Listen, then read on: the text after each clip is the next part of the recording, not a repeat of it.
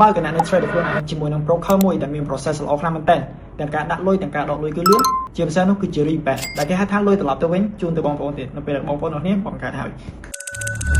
អូខេអ្នកទាំងអស់គ្នាអញ្ចឹងសម្រាប់ការបង្កើត account តម្រូវឲ្យអ្នកទាំងអស់គ្នាមាន2គឺជា Gmail ជាមួយនឹងតាញ៉ាំរបស់យើងផ្ទាល់តែម្ដងអញ្ចឹងនៅពេលដែលមាន2ហ្នឹងហើយគ្រាន់តែយក link នេះទៅ copy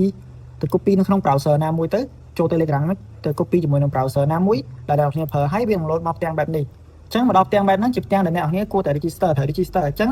មកដល់ឡើយនេះអ្នកទាំងអស់គ្នាគ្រាន់តែបំពេញជាមួយនឹង Gmail អញ្ចឹងដំបូងអ្នកទាំងអស់គ្នាគ្រាន់តែដាក់ជាមួយនឹងប្រទេសកម្ពុជាមក select មកវាយពាក្យថា Cambodia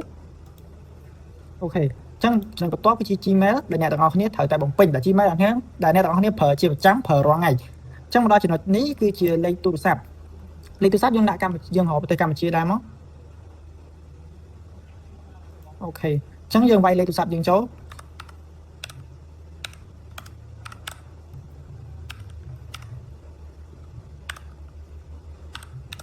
អូខេមកដល់ចំណុចបន្ទាប់គឺជា password សម្រាប់ password យើងចង់ដាក់អីដាក់ទៅតាមដែលអ្នកទាំងគ្នាចង់ដាក់ឲ្យចាំខ្លួនឯង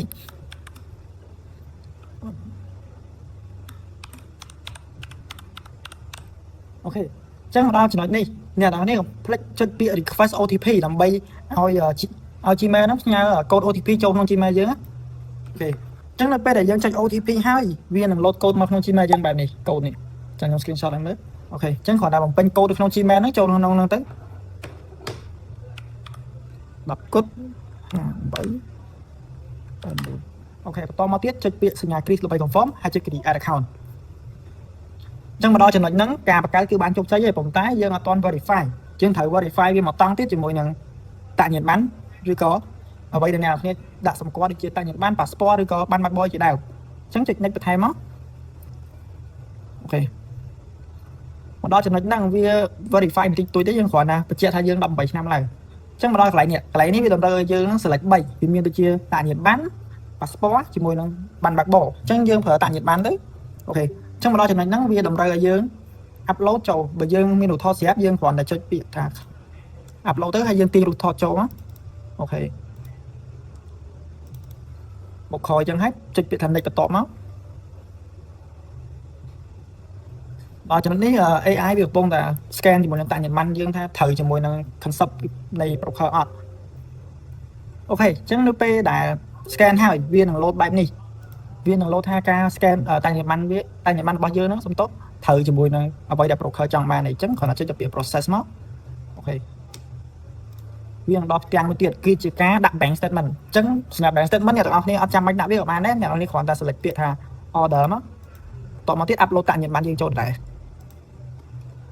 upload តាញ៉ាំបានយើងចូលដែរចុចពាក្យថា next បន្តមកទៀតមកដល់ចំណុចនេះយើងគ្រាន់តែបំពេញមួយចំនួនទៀតដូចជា username យើងឬក៏ទីកន្លែងស្នាក់នៅជាដើមឬក៏ passcode ហ្នឹងអូខេអញ្ចឹងមកដល់កន្លែងហ្នឹងយើងគ្រាន់តែវាយ username យើងមកអូខេ state នេះដាក់ជាភ្នំពេញ city ភ្នំពេញដូចគ្នាសម្រាប់ passcode នៅភ្នំពេញយើងដឹងហើយថា 12000អូខេអញ្ចឹងបន្តមកទៀតចុចពាក្យថា submit អញ្ចឹងនៅពេលដែលអ្នកនរគ្នាបំពេញហើយគ្រាន់ពាក្យថា submit ទៅគឺការបង្កើត account គឺជោគជ័យគ្រាន់តែរងចាំបន្តិចបន្តួចដើម្បី approve ពីក្រុមហ៊ុនអូខេអញ្ចឹងវីដេអូហ្នឹងមានតែប៉ុណ្្នឹងទេអូខេបាយបាយ